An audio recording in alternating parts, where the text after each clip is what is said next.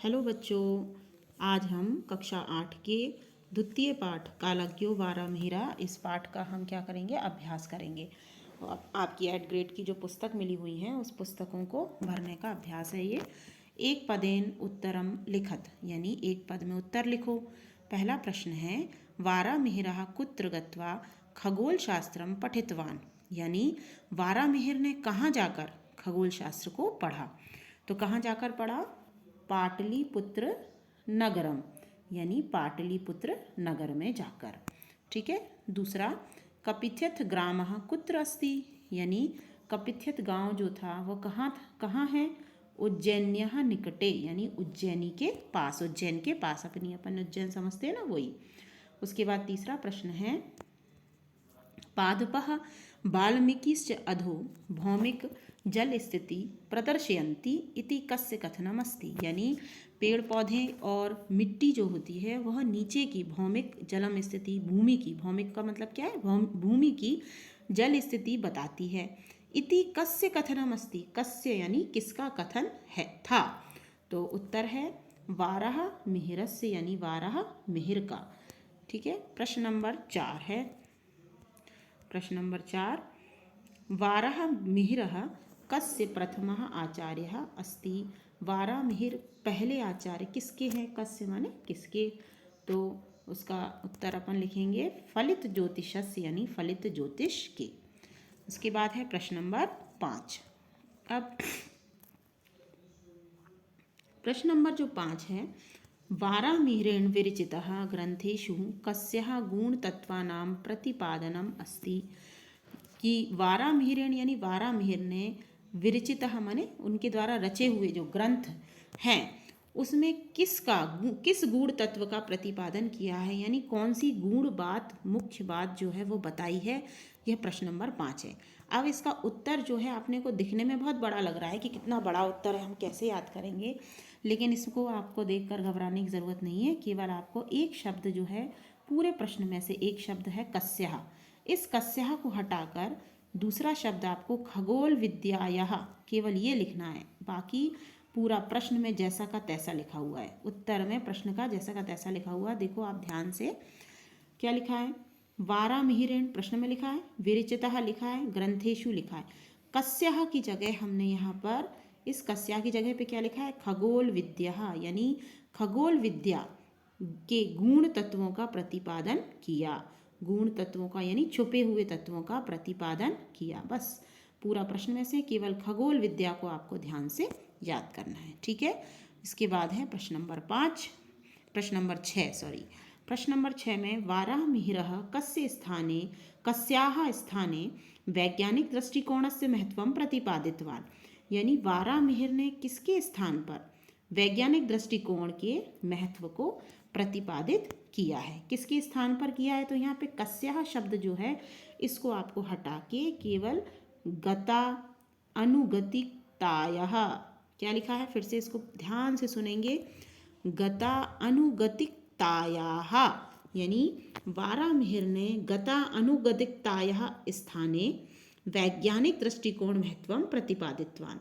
अच्छा, गतानुगतिकतायाः का क्या मतलब है? इसका मतलब है अंधानुकरण करना, किसी चीज़ की नकल करना।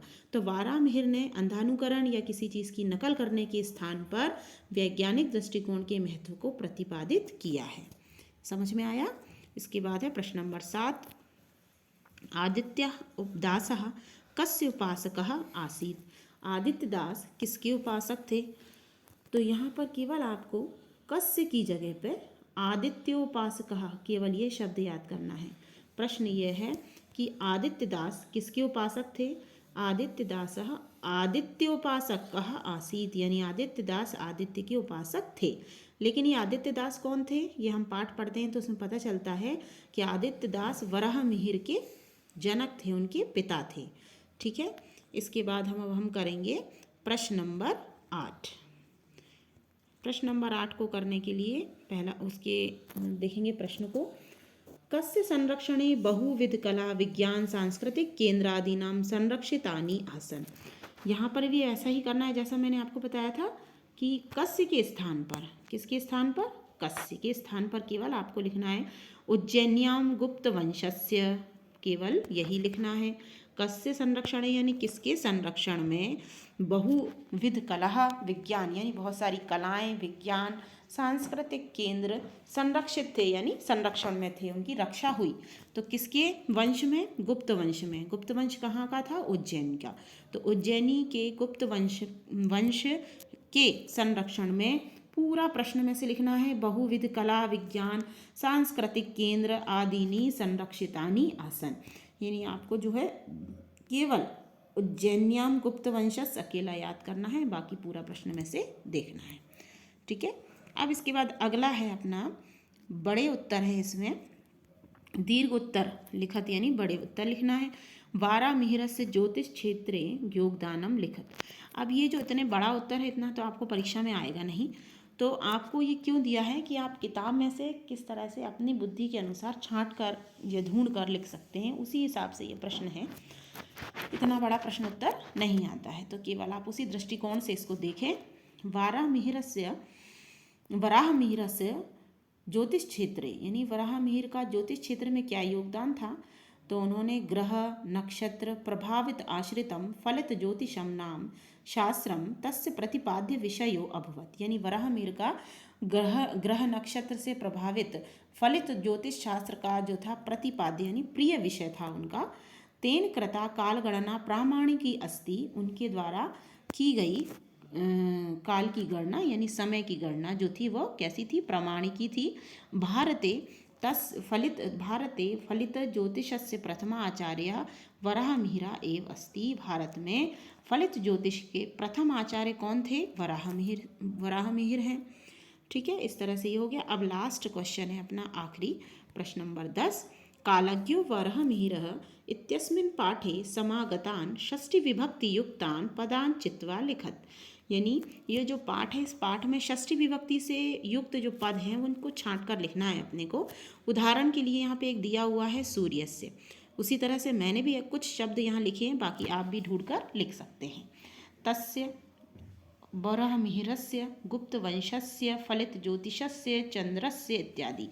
तो यहाँ पर सबका अर्थ जो है वो वही होता है, क आधा सा और या जहाँ दिख जाए तो समझ लो आपकी षष्ठी विभक्ति है, और उन सब का अर्थ क्या होता है, का। तस्य माने उसका, वराहमिहिरस्य माने वराहमिहिर का, गुप्त वंशस्य यानी गुप्त वंश का, फलित ज्योतिषस्य माने फलित ज्योतिष इत्यादि।